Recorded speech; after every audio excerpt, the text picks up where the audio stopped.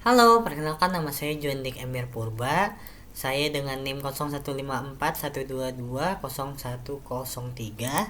Hari ini saya menjelaskan tentang bagian saya di argumen 3. Nah, kita sudah paham bahwa banyak kegunaan dari e-commerce yang sangat dapat membantu kehidupan kita. Apalagi di saat pandemi kemarin, dampak e-commerce menjadi salah satu opsi penyelamat masyarakat dalam membeli berbagai kebutuhan, mulai dari kebutuhan rumah tangga hingga produk lainnya. Namun, di setiap sisi positifnya pasti selalu ada namanya sisi negatif. Dari dampak e-commerce terdapat masyarakat di sisi lain juga gitu. Jadi kayak banyak lah contohnya, kayak misalnya masih rawan penipuan online ya. Kenapa masih rawan penipuan online? Soalnya masih banyak masyarakat yang belum terlalu melek internet, dan banyak juga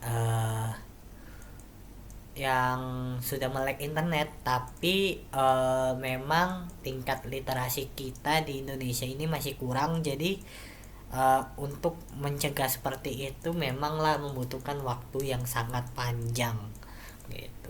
Terus kedua, ada kehilangan privasi domain atau pencurian data pribadi. Di Indonesia belum ada regulasi atau perlindungan data konsumen, sehingga masih banyak orang yang ragu untuk berbelanja online. Informasi rahasia yang diungkapkan kepada pihak yang tidak bertanggung jawab mempotensikan menimbulkan kerugian yang lebih besar. Terus ketiga, ada layanan gangguan. Indonesia masih harus menghadapi infrastruktur prosedur e-commerce. Masalah gangguan layanan internet dapat terjadi menyebabkan bisnis kehilangan kesempatan untuk mendapatkan keuntungan lebih. Keempat, ada kehilangan kepercayaan konsumen. Berbagai faktor dapat terjadi yang menyebabkan perusahaan kehilangan kepercayaan konsumen, misalnya masalah teknis, faktor pelayanan, praktek bisnis yang tidak tepat, dan masih banyaknya lagi penyebab lainnya.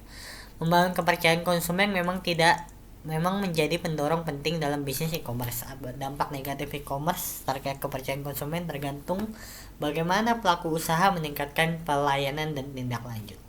Nah, yang kelima ini ada hilangnya banyak promo akibat resesi.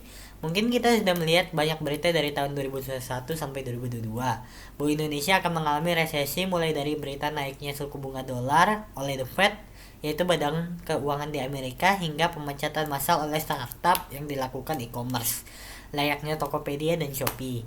Sebagai user, banyak masyarakat merasa di saat pandemi kemarin e-commerce seperti Tokopedia, Shopee, dan Blibli menjadi patokan utama dalam pembelian barang-barang serta diskon maupun promo yang sangat menggiurkan, mulai dari gratis ongkir hingga diskon yang gila-gilaan.